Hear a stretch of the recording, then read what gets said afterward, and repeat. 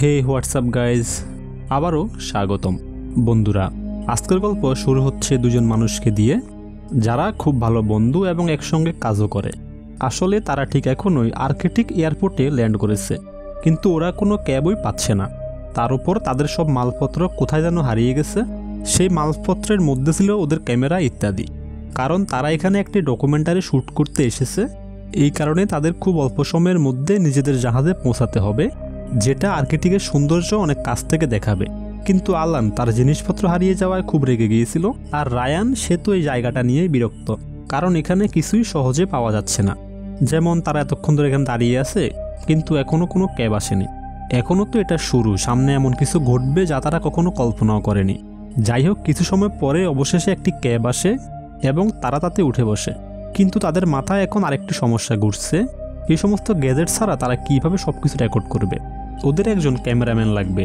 তাই ক্যাব ড্রাইভারের সাহায্যে তারা একজন স্থানীয় মানুষকে হায়ার করে, যে ক্যামেরাম্যান ছিল, যদিও খুব একটা প্রফেশনাল নয়, তবুও কিছু না থাকার থেকে কিছু হওয়াই ভালো। অবশেষে তারা সবাই সে জাহাজে পৌঁছে যায়, যেখানে আরও অনেক মানুষ ছিল, কিছু বিজ্ঞানী, কিছু ট্যুরিস্ট এবং আরও কয়েকজন ছিল যাদের সবাই ফিল্ম মেকার বলে ডাকত, কারণ তাদের ট্যুর গাইড এই দুজনের খুব প্রশংসা করছিল। এই সময় গাইড সবাইকে কিছু অদ্ভুত কথা বলে, যেমন এটা হলো বিশ্বের দ্বিতীয় শীতলতম জায়গা এবং সবচেয়ে অদ্ভুত কথা, এখানে যা দেখা যায় তা সবসময় সত্যি নয়, তাই সব কিছুর উপর বিশ্বাস করো না। আর তৃতীয় বিষয়, যদি কোনো জিনিস অতিরিক্ত সুন্দর লাগে তাহলে তার খুব কাছে যেও না। গাইডের কথাগুলো কেউ বিশেষ গুরুত্ব দেয় না, তাই সে নিজেই সেটা ঠাট্টা করে উড়িয়ে দেয় এবং সবাইকে মজা করতে বলে। আমরা দেখি আলান যেন কিছু একটা অনুভব করছে, হয়তো শুরু থেকে তার এখানে আসার মন ছিল না, অথবা এই কাজটা তার পছন্দ নয়। এই সাধারণ দৃশ্য থেকে আমরা হালকা করে জানতে পারি সে আগে আর্মিতে ছিল এবং তার কাছে একটা বাক্স থাকে যা সে সবসময় সঙ্গে রাখে। হয়তো এর মধ্যে এমন কিছু রয়েছে যা তার জন্য খুব মূল্যবান। একদিন যখন সকলে ব্রেকফাস্ট করছিল, তখন আলান সিনের সঙ্গে কথা বলার চেষ্টা করে, কিন্তু সিন তাকে বিশেষ পাত্তা দেয় না। মনে হচ্ছিল সে কিছু লুকাচ্ছে। এই সময় রে আসে আর সিন উঠে চলে যায়। সে তার বাক্সটা সেখানেই রেখে যায়, হয়তো ভুলে গিয়েছিল। তখন রের মধ্যে কৌতূহল জাগে এর মধ্যে কী আছে, তাই সে আস্তে করে সেটা খুলে দেখে। এর মধ্যে ছিল এক ধরনের রেডিও ডিভাইস, যার সঙ্গে একটা হেডফোন ছিল। হেডফোন কানে দেওয়ার পর এক অদ্ভুত সাউন্ড ওয়েভের মতো শব্দ আসছিল, যেন কিছু একটা গর্জন করছে। সেটা আলানকে শোনায়, কিন্তু তারা কেউই বুঝতে পারে না এটা আসলে কিসের আওয়াজ। এই সময় সিন ফিরে আসে এবং তারা সেটা রেখে দেয়। সিন বাইরে গিয়ে আশেপাশের জায়গাগুলো শ্যুট করতে থাকে, আর এদিকে আলান আর রে সেখানে বসে কিছু মেয়ের সঙ্গে কথা বলতে থাকে। এই মেয়েদের মধ্যে একজন আলানের দিকে তাকিয়ে থাকে, কিন্তু আলান খুব নার্ভাস হয়ে পড়ে, তাই সে সরাসরি ওয়াশরুমে চলে যায় এবং তার স্ত্রীকে একটা মেসেজ লিখে। সে এই চাকরি করে করে ক্লান্ত হয়ে গেছে, তাই সে এটা ছেড়ে দিচ্ছে। মাঝখানে সে তার স্ত্রীর কাছে ক্ষমাও চায়, কারণ এখানে আসার আগে তাদের মধ্যে ঝগড়া হয়েছিল। সে মেসেজটা পুরো লিখে ফেলে, কিন্তু পাঠাতে পারে না, কারণ এখানে তো নেটওয়ার্ক নেই। উপরের ডেকে রে ভিডিও শ্যুট করছিল। ঠিক সেই সময় একটি পাখি দেখতে পায় যার চোখ থেকে রক্ত বেরোচ্ছিল, যেটা খুব অদ্ভুত লাগছিল। সে এই জিনিসটা সিনকে দেখাতে চায়, কিন্তু ততক্ষণে পাখিটা উড়ে গেছে। সে এটাকে ইগনোর করে আনন্দ নিতে শুরু করে। এদিকে নিচে আলান দুজন মানুষের সঙ্গে কথা বলছিল যারা এখানে একটা প্রজেক্টে এসেছে। এই প্রজেক্টটা ছিল সোলার প্লেয়ার নিয়ে। ওরা বলছিল এই প্লেয়ার ধীরে ধীরে বেড়ে চলেছে আর খুব শীঘ্রই পৃথিবীর শেষ ঘনিয়ে আসবে। কয়েক বছরের মধ্যে সব গ্লেসিয়ার গলে যাবে আর আমরা সবাই মারা যাব। ওদের কথায় আলান বেশ আগ্রহী হয়ে ওঠে। তখন রে এসে পড়ে আর তারা দুজন চলে যায়। রে সকাল থেকেই লক্ষ্য করছে সিনের মুখে কিছু অদ্ভুত পরিবর্তন হচ্ছে। এই কারণেই রে অবশেষে সিনকে জিজ্ঞাসা করে, সব কিছু ঠিক আছে তো? হালকা হেসে সিন জবাব দেয়, আমার দাম্পত্য জীবনে অনেক সমস্যা চলছে। তা শুনে রে তাকে সান্ত্বনা দেয়, সব ঠিক হয়ে যাবে, এখন শুধু এই ট্রিপটা উপভোগ করো।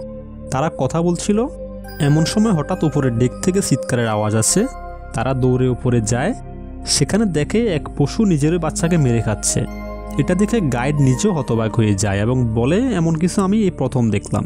সবাই খুব অস্বস্তিতে পড়ে যায়, তাই গাইড সবাইকে ভিতরে যেতে বলে। কিন্তু আলান এই দৃশ্যটা দেখে খুব অদ্ভুত অনুভব করতে থাকে। একদিকে সে যেদিন থেকে এখানে এসেছে তার শরীর ভালো যাচ্ছে না, হয়তো মোশন সিকনেসের কারণে এমনটা হচ্ছে। এদিকে সব ট্যুরিস্টেরাও মজা করতে শুরু করে। এই সময় গাইড তাদের এক ধরনের বিশেষ মাছ খেতে দেয়। আলানও সেই মাছ নেওয়ার জন্য এগিয়ে আসে, কিন্তু তখনই হঠাৎ রক্তবমি করতে শুরু করে। তাই সে তাড়াতাড়ি দৌড়ে ভেতরে চলে যায়। রে তার পিছনে পিছনে যায়, আর ওপরে সবাই তখনও আনন্দে মেতে আছে। সিন ক্যামেরায় সব দৃশ্য ধারণ করছিল, কিন্তু পরবর্তী মুহূর্তেই হঠাৎ একটা ভয়ানক বিস্ফোরণের মতো শব্দ হয়। আকাশে উঠতে থাকা পাখিরা হঠাৎ তাদের দিক ভুলে ফেলে একে অপরের সঙ্গে ধাক্কা খেয়ে নিচে পড়তে থাকে। সিন এই সব কিছু ক্যামেরা ধারণ করছিল। তখনই সে দেখে এক ভয়ঙ্কর দৃশ্য, ডেকে থাকা সমস্ত মানুষ মুহূর্তের মধ্যে উধাও। হ্যাঁ, এটা সত্যি, শুধু সিন ছাড়া আর কেউ নেই। পুরো ডেকে, পুরো জাহাজে একমাত্র সে রয়ে গেছে। এটা ছিল ভয়ঙ্করভাবে অস্বাভাবিক। রে আর আলান যখন উপরে আসে, তারা এই দৃশ্য দেখে ভাবে হয়তো গাইড কোনো প্রাঙ্ক করছে। তখন তারা পুরো জাহাজ খুঁজতে থাকে, সব কেবিন, ইঞ্জিন রুম থেকে শুরু করে ডেক পর্যন্ত। কিন্তু খুঁজে খুঁজে যখন কিছুই পাওয়া যায় না, তখন ধীরে ধীরে ওদের বিশ্বাস হতে শুরু করে এটা কোনো প্রাঙ্ক না, এটা আসলেই ঘটেছে। সিন বলে, আমি সব কিছু ঘটতে দেখেছি, কিন্তু এত দ্রুত সব কিছু ঘটলো আমি কিছুই বুঝে উঠতে পারিনি। এত মানুষ এত অল্প সময়ে কোথায় চলে গেল? এই প্রশ্নটা ছিল সত্যি আতঙ্কজনক। এদিকে এত মানুষ আর্কটিকের মধ্যে হঠাৎ উধাও, তারা কি বাতাসে উড়ে গেল, না পাহাড় তাদের গিলে খেলো? অন্যদিকে আলানের শরীর আরও খারাপ হতে থাকে। সে দৌড়ে ওয়াশরুমে যায়। এদিকে সিন মোবাইল দিয়ে সাহায্য চাইতে চেষ্টা করছিল, কিন্তু আগের মতোই এখানে নেটওয়ার্ক নেই। রে তখন ককপিটে যায়, রেডিও দিয়ে কারো সঙ্গে যোগাযোগ করার চেষ্টা করে, কিন্তু অনেক চেষ্টা করেও কিছুই হয় না। তবে একটা জিনিস রে দেখতে পায়, ককপিট থেকে দূরে একটা গ্রাম, যার কথা গাইড কখনো বলেনি। হয়তো সেখানেই কেউ আছে যারা সাহায্য করতে পারবে। সে নিচে গিয়ে এটা সবার সঙ্গে শেয়ার করে। তখন সে দেখে আলান কিছু অদ্ভুত আচরণ করছে, মনে হচ্ছিল সে মানসিকভাবে বিপর্যস্ত হয়ে গেছে। এই সময় সিন নিচে আসে, রে তাকে সেই গ্রাম দেখায়। সিন বলে, হ্যাঁ হয়তো সেখানে কেউ আছে, তবে আমাদের রাফট নিয়ে যেতে হবে, কারণ এই জাহাজ ওখানে পৌঁছাতে পারবে না। তাই তারা রাফটের প্রস্তুতি নিতে শুরু করে। রে তখন ডেকে ফিরে যায়। সে দেখে সেখানে সবার জিনিসপত্র আগের মতোই ছড়িয়ে ছিটিয়ে আছে, যেমন তারা শেষবার রেখে গিয়েছিল। ওখানে একটা ক্যামেরাও ছিল, যেটা ছিল সে 3টি মেয়ের, যাদের মধ্যে একজন আলানকে পছন্দ করত। রে লক্ষ্য করে আলানের গলায় গভীর একটা কাটা দাগ। সে জিজ্ঞাসা করে, তুমি কি পড়ে গিয়েছিলে কোথাও? কিন্তু আলান বলে, না আমার কিছুই মনে নেই। বিষয়টা ছিল খুবই অদ্ভুত, গলায় এত বড় কাটা দাগ, কিন্তু কিছুই মনে নেই যে এটা কিভাবে হলো। এদিকে সিন জাহাজ থেকে একটা রাইফেল নিয়ে নেয়। তারপর তারা 3জন রাফটে চড়ে যাত্রা শুরু করে সেই গ্রামের দিকে, যেটা বেশি দূরে ছিল না। তারা সহজে সেখানে পৌঁছে যায় এবং গ্রামে পা রাখে। প্রথম প্রশ্ন, এই জায়গায় কেউ আছে তো? দেখতে গ্রামটা অনেকটা রাশিয়ান গ্রামের মতো লাগছিল, কারণ যা কিছু লেখা ছিল তা ছিল রুশ ভাষায়। তবে এটা বুঝেও তারা এগোতে থাকে, কারণ সেখানে বেশ কিছু ভালো অবস্থায় থাকা বিল্ডিংও ছিল, যার মানে হতে পারে ভেতরে কেউ থাকে। এই আশায় তারা একটি বড় বিল্ডিংয়ে ঢুকে পড়ে, কিন্তু যেমনটা আগে বলা হয়েছিল সেখানে কেউ ছিল না। তবু নিশ্চিত হওয়ার জন্য তারা আরও ভিতরে যায়। তারা একটি বড় ফাঁকা সুইমিং পুল দেখতে পায়। এই সময় আলানের শরীর আরও খারাপ হতে থাকে। ঠিক তখনই তারা একটি চিৎকারের শব্দ শুনতে পায়। শব্দটার উৎস খুঁজতে খুঁজতে তারা এগিয়ে যায় এক অন্ধকার করিডোরের দিকে। সেখানে তারা দেখে একটি হরিণ তরপাতে তরপাতে মারা যাচ্ছে, আর তার গলায়ও একই রকম ক্ষত, যেমনটা তারা আগে পাখির গলায় দেখেছিল, যেন কেউ তাকে কামড়ে দিয়েছে। এই দৃশ্য দেখে এবার আলান পুরোপুরি ভেঙে পড়ে, কারণ তার মনে হচ্ছে এখানে কোনো অদ্ভুত অপ্রাকৃতিক কিছু ঘটছে। শিপে সবার একসঙ্গে উদয় হয়ে যাওয়া, তারপর পুরো শহর জুড়ে কোনো মানুষের চিহ্ন না পাওয়া, সব মিলিয়ে তার মনে হচ্ছে কিছু ভয়ঙ্কর একটা ঘটছে। রে এই কথাগুলোকে কোনো গুরুত্ব দেয় না। সে বলে, আমি যখন এখানে আসি দেখি এক টেবিলের উপর একটা বাটিতে গরম স্যুপ রাখা ছিল, মানে এখানকার লোকেরা হঠাৎ করে উদয় হয়েছে, ঠিক যেমনটা শিপে হয়েছিল। কিন্তু সব কিছু এত হঠাৎ করে কিভাবে ঘটছে? এখন সিন বলে, আমাদের সাহায্য আনতে হবে, আরও কিছু বিল্ডিংয়ে গিয়ে দেখতে হবে, হয়তো কোনো দরকারে কিছু পেয়ে যাব। তাই সবাই বাইরে বের হয়। আলান ঠিকমতো হাঁটতেও পারছিল না। ঠিক সেই সময় সে কারোর কণ্ঠস্বর শুনতে পায়। সে দৌড়ে যায়, দেখে একটা টিভি চলছে, আর স্ক্রিনে এমন দৃশ্য দেখা যাচ্ছিল যেন কিছুক্ষণ আগেই কেউ এটা দেখছিল, কিন্তু হঠাৎ উধাও হয়ে গেছে। এই সময় আরও একটা ভয়ানক বিষয় ঘটে। আলানের পায়ে এখন সেই একই রকম ক্ষত তৈরি হয়েছে, যেমনটা তার গলায় হয়েছিল, আর পাখি আর হরিণের শরীরেও ছিল।